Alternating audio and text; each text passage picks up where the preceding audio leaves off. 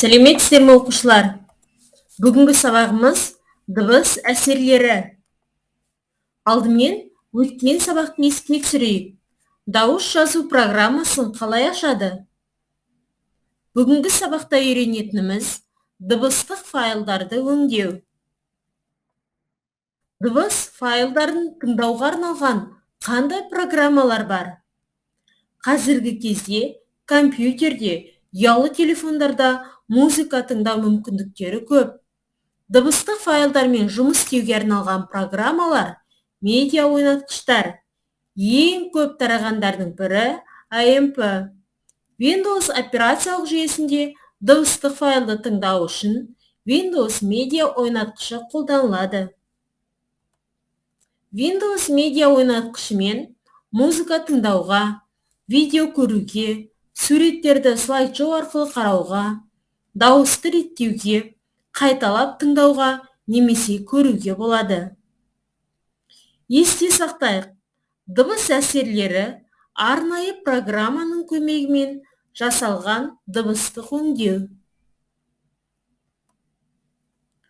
Білгенге маржан. Дыбысты ойнату кезінде компьютердегі дыбыс деңгейін тапсырмалар тақтасындағы белгішені пайдаланып реттеуге болады. Енді балалар, дәптерімізді ашып, тапсырмаларды орындайық. Ізден орында.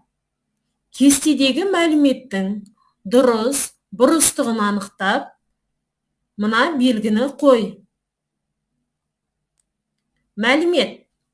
Windows операциялық жүйесінде дыбыстық файлды тыңдау үшін Windows медиа ойнатқышы қолданылады. Дұрыс мәлімет пе, бұрыс мәлімет пе? Дыбыстық әсерлер дыбыстық өңдеу жасалмаған дыбыстар.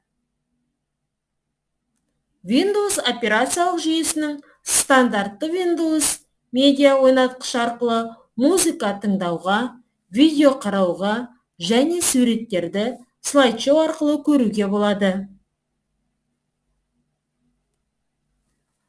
Ойланып орында.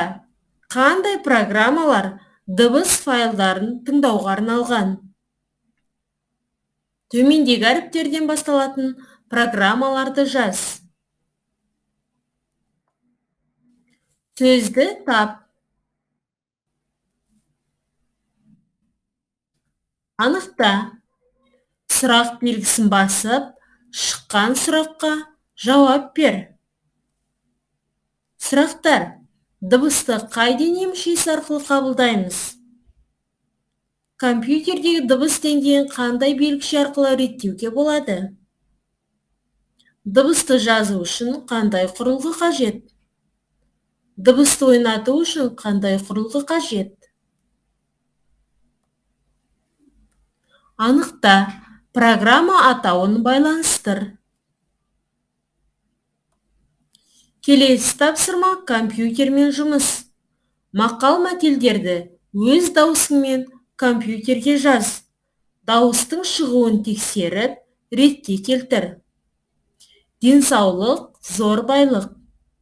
Тазалық, денсаулық негізі, денсаулық, байлық негізі. Ауырып еміздегенше, ауырмайтын жол ізде.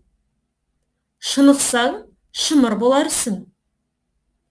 Дені саудың, жаны сау. Орында.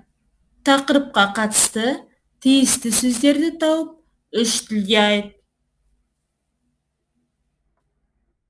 Балалар, осымен бүгінгі сабағымызды бағдаршам арқылы қорытындылайық. Сабағымыз аяқталды. Сау болыңыздар.